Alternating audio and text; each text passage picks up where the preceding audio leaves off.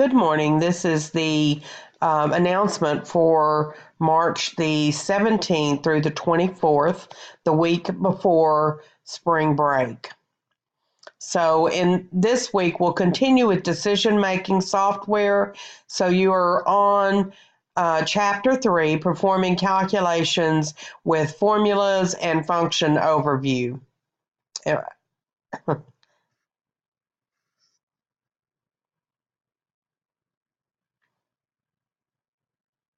Just a couple of things in this chapter. You are going to be focusing on function formulas. So you'll learn one new one, actually a couple of new ones, but one of them is Count A. It's one that you'll use fairly often, and that's where you count components, or you count students, or you count the number of whatever you have on your spreadsheet. It's a really handy formula to have.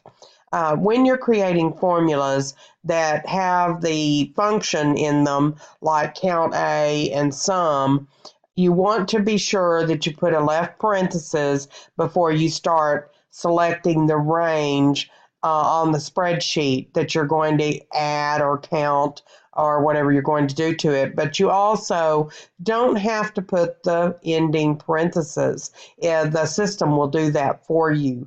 So if you're choosing a long range if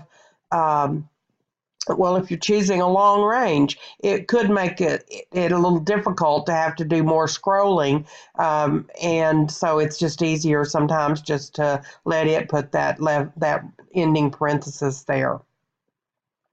Instead of typing the range, you should always select it. It is just more accurate that way than typing. So in Chapter 3,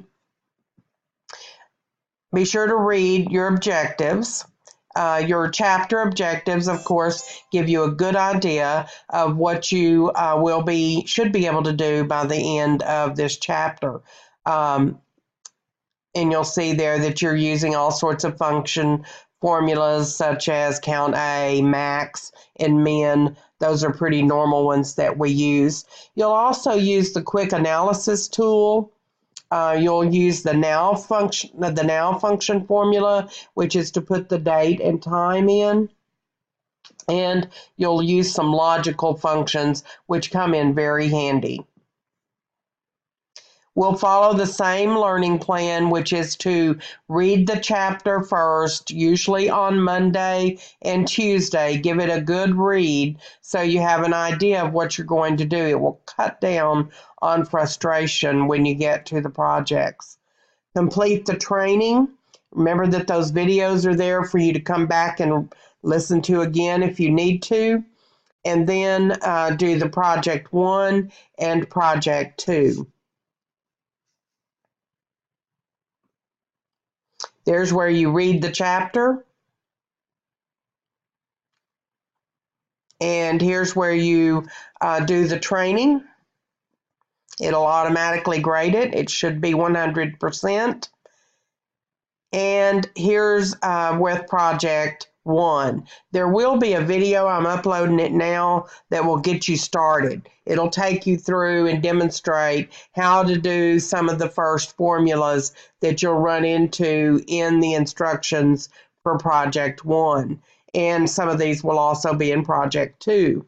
Also, I've given you some extra help there in reading about pivot tables. Pivot tables is one of the things that made Excel so popular. They used to be in Access also, but they have taken them out of Access and let Excel concentrate on those. So be sure you do read a little more about pivot tables, because those will come in handy in your business when you get out there in the business world. And then you'll do Project 2. Now, don't forget, you'll get feedback on Project 1 the next morning after you've done it, and you should go in and make any corrections you need to for a better grade, and so that you'll know a little better how to do it before you go to Project 2. Let me know if you have any questions and have a great week.